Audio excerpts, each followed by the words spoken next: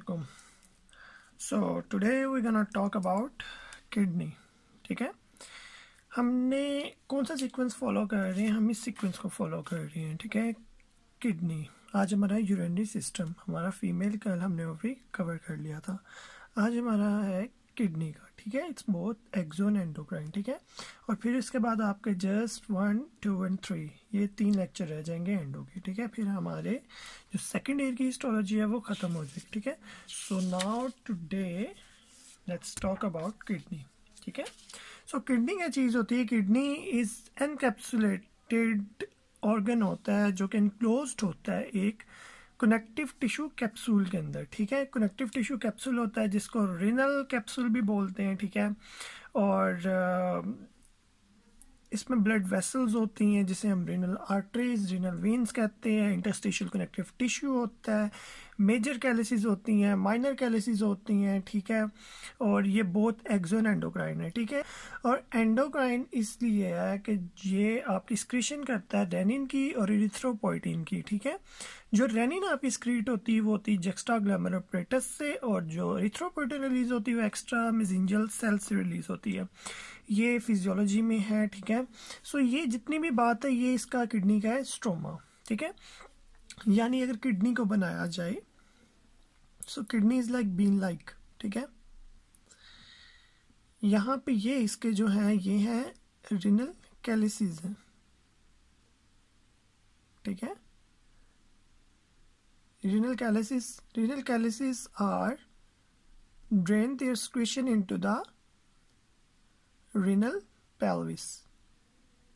ठीक है, सो इस तरह से ये जितनी भी अपनी सिक्रीशन है ये इस कैविटी में फेंक रही हैं जो इसका मेडुला है, उधर होता है रिनल पेल्विस. सो जितनी भी सिक्रीशन है ये इस रिनल पेल्विस में आ रही है, और यहाँ पे क्या होगा? इसका करेक्टिव टिश्यू होगा. ठीक है, अब हम इसका देखते हैं पैरेन्काइमा. ठीक है, सो पैरेन्काइमा क्या होगा कि just it's consist of cortex and medulla. ठीक है, सो कॉर्टेक्स और मेडुला से ये जो होगा इसका पैरेन्काइमा बना होगा. ठीक है, सो उसके कॉर्टेक्स दिस डायग्राम. ठीक है, ये जो मैं कलर चेंज कर लेता हूँ, ये जो मैं ग्रीन से बना रहा हूँ ना, ये ग्रीन से ये सारा इसका कॉर्टेक्स है. ठीक है, ये इसका कॉर्टेक्स हो गया, और जो इसका ये अंदर वाला है जो मैं रेड से कर रहा हूँ ये इसका मेडुला हो गया. ठीक है, सो अब आप देखें कि इसके कॉर्टेक्स के अंदर क्या क्या चीज़ें आती हैं. डिपेंड अपॉन द नेफ्रॉन कि नेफ्रॉन किस टाइप का है. आइदर के ये डाइल्यूट यूरिन बनाता है और आइदर इट कंसंट्रेटेड यूरिन बनाता है. ठीक है, डाइल्यूट जो यूरिन बनाते हैं वो कॉर्टेक्स पे ज़्यादा होते हैं. ठीक है, और जो कंसंट्रेटेड बनाते हैं वो इट्स कॉर्टेक्स और मेडुला के यहाँ पे इस जंक्शन पे प्रेजेंट होते हैं. ठीक है, सो ये भी फिजियोलॉजी की बात है, इससे हमारा कोई लेना देना नहीं है. ठीक है, जस्ट मैं आपको कंसेप्ट के लिए बताया था. अब कहता है जो कॉर्टेक्स है उसके अंदर रिनल कॉर्पसल आएगा. ठीक है, पीसीटीज आएंगे, डीसीटीज आएंगे, कलेक्टिंग डक्ट्स आएंगे. ठीक है, ये किस चीज़ का पार्ट है? ये कॉर्टेक्स का पार्ट है. ठीक है, और जो आपका मेडुला है उसमें लूप ऑफ हेनली आएगी. ठीक है, थिन और थिक जो भी डिसेंडिंग एंड असेंडिंग. ठीक है, फिर आपका जो कलेक्टिंग डक्ट्स हैं उसका लोअर पार्ट आएगा. ठीक है, अपर पार्ट तो जारी बात है इधर से इन्होंने चीज़ें लेनी है ना, फिर इसका जो लोअर पार्ट है वो आएगा. ठीक है, सो ये सारे मिलके रिनल ट्यूब्यूल्स इनको बोलते हैं. ठीक है, सो रिनल कॉर्पसल की बात करते हैं तो रिनल कॉर्पसल क्या होता है? आपका ग्लोमेरुलस होता है और बोमेन कैप्सूल होता है. ठीक है, सो इसको देख लेते हैं हम इस डायग्राम के अंदर. ठीक है, ये जस्ट एक फिजियोलॉजिकल डायग्राम है. ठीक है, नेफ्रॉन की, तो उसमें इसने बताया हुआ है कि रिनल कॉर्पसल होता क्या है. ठीक है, अब इस रिनल कॉर्पसल को गौर से देखें तो इसके अंदर उसने बोला हुआ है कि आपकी क्या क्या चीज़ें होती हैं. आपका एक ग्लोमेरुलस होता है और बोमेन कैप्सूल होता है. ठीक है, सो जो आपका ग्लोमेरुलस होता है वो होता है टफ्ट ऑफ कैपिलरीज को बोलते हैं. ठीक है, कैपिलरीज के गुच्छे को बोलते हैं. ठीक है, यहाँ पे इस तरह से इसके अंदर टफ्ट ऑफ कैपिलरीज होती हैं जिसमें आफ्रेंट और इफरेंट आर्ट्रियोल्स होती हैं, ठीक है। ये आपका ग्लोमेरुलस आ गया इसके अंदर, ठीक है। और आपकी आफ्रेंट आर्ट्रियोल्स आ गई और इफरेंट आर्ट्रियोल्स आ गई, ये वाली, ठीक है। उसके बाद टफ्ट ऑफ कैपिलरीज भी हो गया, ठीक है। आपका जो मेसेंजियल सेल्स हैं, ठीक है, अब वो यहाँ पे थोड़ा सा उसका बता देता हूँ आपको कि एक होते हैं इंट्रा मेसेंजियल सेल्स और एक होंगे एक्स्ट्रा मेसेंजियल सेल्स, ठीक है। यानी वो वाले सेल्स जो ये टफ्ट ऑफ कैपिलरीज के दरमियान पड़े हुए हैं, ठीक है, इन कैपिलरीज के दरमियान पड़े हैं, वो है इंट्रा मेसेंजियल सेल्स, ठीक है। और एक्स्ट्रा मेसेंजियल सेल्स वो हैं कि जो कैपिलरीज के बाहर जिन्होंने इसको क्या किया हुआ है, कवर अप किया हुआ है, ठीक है। So these are the mesangial cells. Extra mesangial cell का आपको पता है कि एरिथ्रोपोइटिन रिलीज करता है, लेकिन इंट्रा का नहीं पता कि ये क्या रिलीज करते हैं, ठीक है। So this is the glomerulus, ठीक है। अब हम बात करते हैं आपके बोमेन कैप्सूल की, ठीक है। So what is the Bowman capsule? Bowman capsule कहता है कि ये क्या होता है कि आपकी वॉल्ड कैप होती है जो एक मतलब कप शेप्ड ये डायलिटेशन होती है जो कि क्या करती है कि आपके ग्लोमेरुलस को फिक्स करती है अपने अंदर, ठीक है। Double walled cup shape dilation in which glomerulus lie, जिसमें एक कप शेप है, देखिए ना, ये कप है, अगर इसके अंदर ये ग्लोमेरुलस को मैं लॉन्च कर लूँ, ठीक है।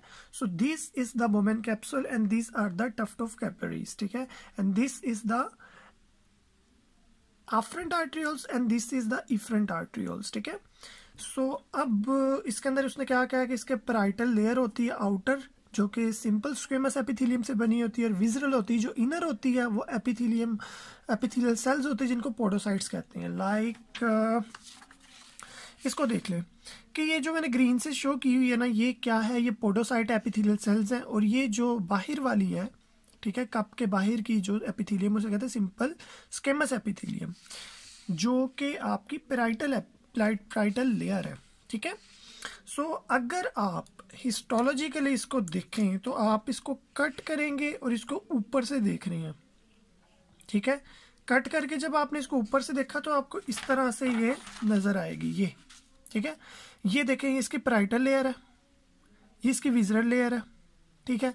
ये इसके अंदर कैपिलरीज पड़ी हुई हैं, ठीक है, कैपिलरीज पड़ी हैं इसके अंदर, और इसने इसके अंदर मेसेंजियल सेल्स भी शो किए हुए हैं हल्के हल्के से ना, इसने डॉट लगाए हुए हैं पर्पल से, ठीक है।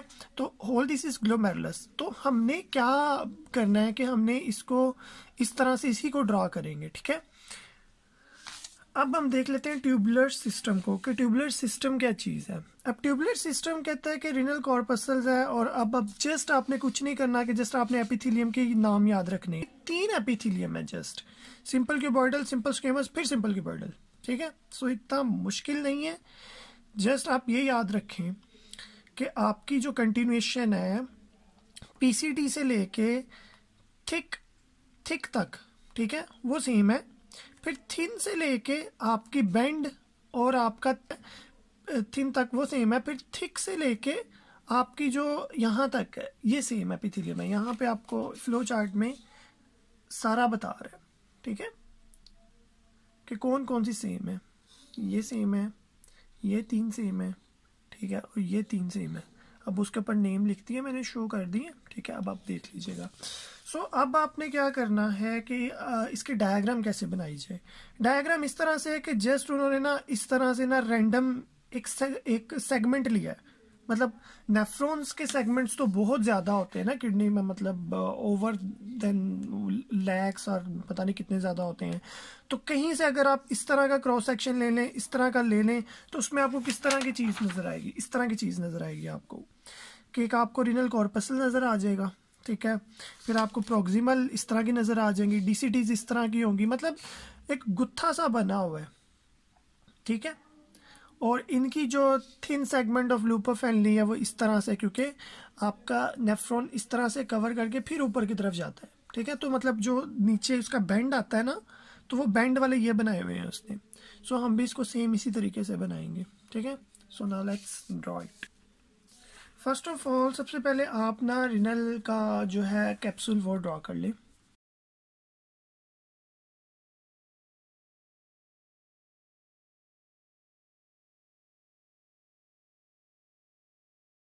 सो अब आपने इसका जो है वो रीनल कैप्सूल आपने ड्रॉ कर लिया, ठीक है। अब आप क्या करें, जस्ट एक सेगमेंट की ना आउटलाइन बना लें।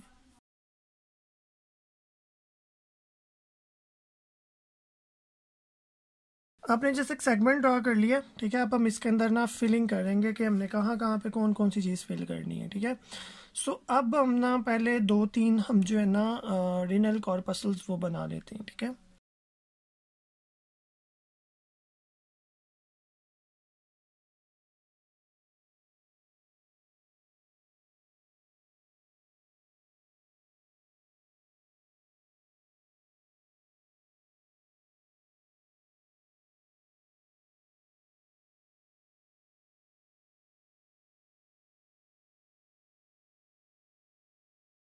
अब आपने इसका क्या कर लिया, आपने रीनल कॉर्पस्कल बना लिया, ठीक है।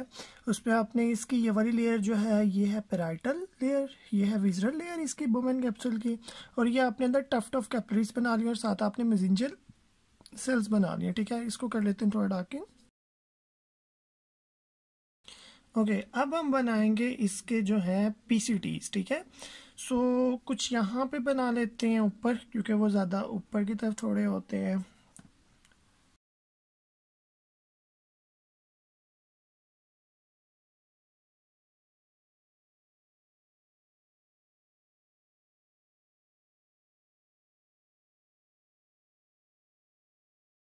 तो अब हमने इनकी ड्रॉ कर ली हैं पीसीटीज। अब इनकी हम ड्रॉ करेंगे thick descending limb of loop of Henley, ठीक है।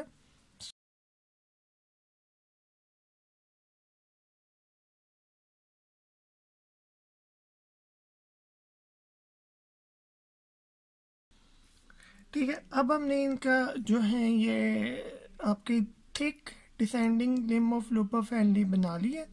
अब हम बनाएंगे वो जो हेयर पिन है, जो इसकी लूप ऑफ मतलब हेयर पिन बैंड जो था, ठीक है, वो बनाएंगे, ठीक है। सो वो जो बैंड है ना वो नीचे है यहाँ पे इधर।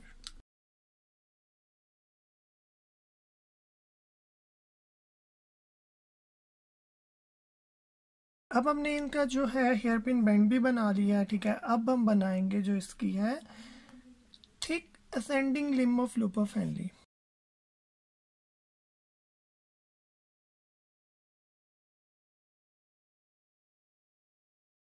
अब हमने इसका बना लिया जो जो है thick ascending limb of loop of Henley बना लिया, ठीक है।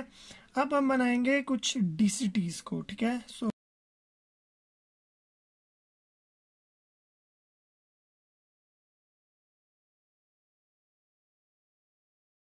अब जो हमारी लास्ट चीज़ रह गई है वो जस्ट क्या है, कलेक्टिंग डक्ट्स हैं, ठीक है। सो अब हम बना लेते हैं कलेक्टिंग डक्ट्स को।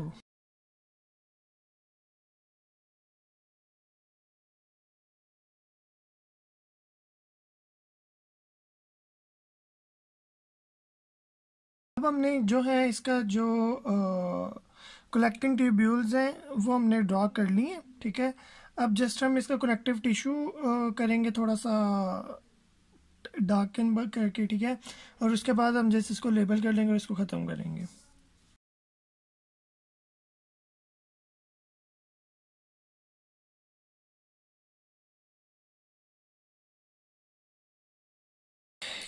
अब हम इसको कर लेते हैं लेबल, ठीक है।